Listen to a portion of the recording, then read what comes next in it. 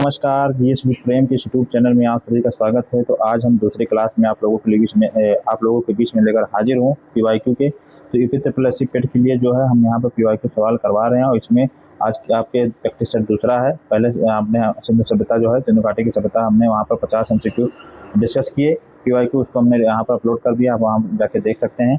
आज हम 30 सवाल देखेंगे। चलिए फटाफट आप लोग हमारे चैनल से जुड़ जाइए और यहाँ से हम वैदिक संस्कृति से, जी हाँ, वैदिक संस्कृति से जितने भी 30 सवाल पीवाईक्यू बने उनको हम यहाँ पर देखेंगे और इससे आप यहाँ पर पढ़िए, आपको एग्जाम में बहुत फायदा मिलेगा। तो चलिए पहला सवाल देखें। सबसे प्राचीन वेद कौन सा है? तो सबसे प्राचीन वेद की बात करेंगे तो ऋग्वेद है। अगला देखेंगे ऋग्वेद में कितने मंडल है? तो ऋग्वेद में कुल 10 मंडल हैं। अगला क्वेश्चन देखेंगे सामवेद मुख्यतः किससे संबंधित है? तो संगीत या गायन से संबंधित है। यजुर्वेद का संबंध किससे है? तो यज्ञ और कर्मकांड से, इसे आप लोग याद रखेंगे। अथर्ववेद में मुख्यतः किसका वर्णन है? तो जादू टोना औषधि और दैनिक जीवन से संबंधित मंत्र जो है अथर्ववेद से संबंधित है, इसे आप लोग याद रखेंगे। अगला सवाल देखेंगे हम लोग यहाँ पर वेदों की भाषा क्या है? तो ये वैदिक संस्कृति की भाषा है, इसे आप लोग याद रखेंगे।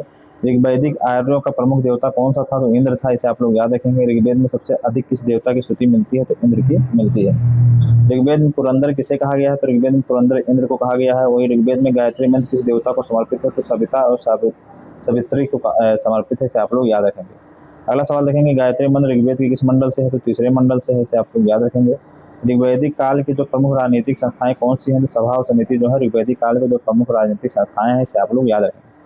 ऋग्वैदिक काल में राजा को क्या कहा जाता था? तो राजन कहा जाता था। ऋग्वैदिक काल की सबसे छोटी इकाई क्या थी? तो कुल थी। ऋग्वैदिक अर्थव्यवस्था के मुख्य आधार क्या था? तो पशुपालन था, इसे आप लोग याद रखेंगे। यहाँ हमने से देख लिया है। अगला देखेंगे, अगला क्वेश्चन देखेंगे ऋग्वैदिक काल में संपत्ति का प्रमुख मापदंड क्या था? तो गाय थी, जी हाँ, इसे आप लोग याद रखेंगे, कई बार हमारे एग्जाम में पूछा गया है। गोत्र शब्द का संबंध मूलतः किससे था? तो गायों के बाड़े और वंशीय पहचान से जो है गोत्र शब्द का संबंध बताया गया है।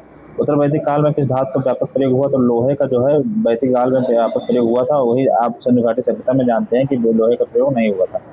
उत्तर वैदिक काल में लोहे को किस नाम से जाना जाता था? कृष्ण अयस या श्याम अयस के नाम से लोहे को जाना जाता था, इसे आप लोग याद रखेंगे। अगला देखेंगे उत्तर वैदिक काल में आर्यों का विस्तार मुख्यतः किस क्षेत्र में हुआ था? तो गंगा यमुना दोआब एवं गंगा घाटी में जो है आर्यों का विस्तार हुआ था, इसे आप लोग याद रखेंगे। वर्ण व्यवस्था किस काल में अधिक कठोर हो गई? तो उत्तर वैदिक काल में जो अधिक कठोर हो गई थी। 4 वर्ण कौन से थे? ब्राह्मण क्षत्रिय वैश्य शूद्र जो है वैदिक संस्कृति से संबंधित थे, इसे आप लोग याद रखेंगे। ऋग्वेद में वर्ण व्यवस्था का उल्लेख किस सूक्त में मिलता है? तो पुरुष सूक्त में जो है वर्ण व्यवस्था का उल्लेख मिलता है ऋग्वेद में पुरुष सूक्त में, तो इसे आप लोग याद रखेंगे।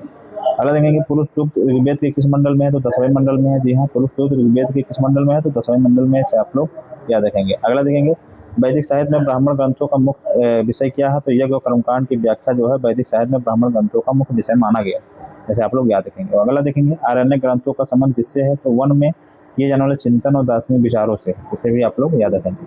उपनिषदों का मुख्य विषय क्या है? तो ब्रह्म और आत्मा का ज्ञान और दार्शनिक चिंतन जो है उपनिषदों का मुख्य विषय है, इसे आप लोग याद रखेंगे। वैदिक शिक्षा की प्रमुख पद्धति क्या थी? तो गुरुकुल प्रणाली जो है वैदिक शिक्षा की प्रमुख पद्धति थी। वैदिक काल में निष्क किससे संबंधित था? तो आभूषण मूल्यवान धातु की वस्तु से जो है वैदिक काल में निष्क संबंधित था, इसे आप लोग याद रखेंगे। कई बार हमारे एग्जाम में पूछा गया कि निष्क किससे संबंधित था? तो आभूषण और मूल्यवान वस्तु धातु से संबंधित है। वैदिक साहित्य में कुल कितने वेद माने जाते हैं? तो 4 ऋग्वेद, सामवेद, यजुर्वेद, अथर्ववेद जो है ये 4 वेद माने गए, तो इसे आप लोग याद रखेंगे। तो ये आज से हमारे 30 वन लाइनर थे, जिसको हमने यहाँ पर 30 पीवाईक्यू वन लाइनर है, जिसको हमने डिस्कस किया वैदिक से संबंधित। अब यहाँ पर कुछ प्रमुख हम देख सकते हैं कि कौन सी की पॉइंट हमको याद रखने हैं। तो ये ऋग्वेद जो है इंद्र से संबंधित है, सामवेद संगीत से, यजुर्वेद यज्ञ से, अथर्ववेद दैनिक जीवन औषधि से, सभा समिति जो है ऋग्वैदिक काल से, लोहा उत्तर वैदिक काल में प्रयोग हुआ, पुरुष सूक्त का 10वां मंडल से संबंधित है। तो ये प्रमुख चीज़ें हैं जो पेट के लिए महत्वपूर्ण है, आप लोग याद रख रहे हैं। और बाकी जीएस और क्लास के लिए हमारे जीएस विद प्रेम के यूट्यूब चैनल को आप सब्सक्राइब कर लीजिए। वहाँ पर प्लेलिस्ट में आप जाइए, यूपी ट्रिपल एससी पेट के नाम से प्लेलिस्ट बनी हुई है, वहाँ पर फेवरेट सेगमेंट भी हमने क्लास करवा रखे हैं। सॉरी, क्लास मेरी चल रही है, आप वहाँ भारतीय राज्य व्यवस्था की क्लास कर सकते हैं। और साथ ही साथ पीवाईक्यू की भी क्लास आपको डेली अपलोड मिला करेगी। तो आप लोग हमारे चैनल को सब्सक्राइब करें। क्लास अगर अच्छी लग रही है तो अपने दोस्तों में शेयर करें, अपने दोस्तों को सबसे सब्सक्राइब भी जरूर करवाएं। आप यहाँ से अगर क्लास करेंगे तो यूपी ट्रिपल एससी पेट में आपका बहुत ही अच्छा नंबर आएगा, और स्पेशली यूपी ट्रिपल एससी पेट के लिए क्लास कराई जा रही है। तो आप लोग हमारी क्लास से जुड़े और हमें उतना प्यार स्नेह बनाए रखें। तथा कोई कमी लग रही है तो आप हमारे कमेंट बॉक्स में भी कमेंट करके बता सकते हैं। चलिए फिर मिलेंगे एक नए क्लास में। बाकी इसका अगर आप PDF लेना चाहते हैं या इसका पाना चाहते हैं तो आप डिस्क्रिप्शन में हमारा टेलीग्राम चैनल है, वहाँ पर इसको ज्वाइन कर सकते हैं। वहाँ से इसकी PDF आप लोग को मिल जाएगा। तो चलिए फिर मिलेंगे एक नई क्लास में, तब तक पढ़ते रहिए, सोते रहिए। नमस्कार, जय हिंद।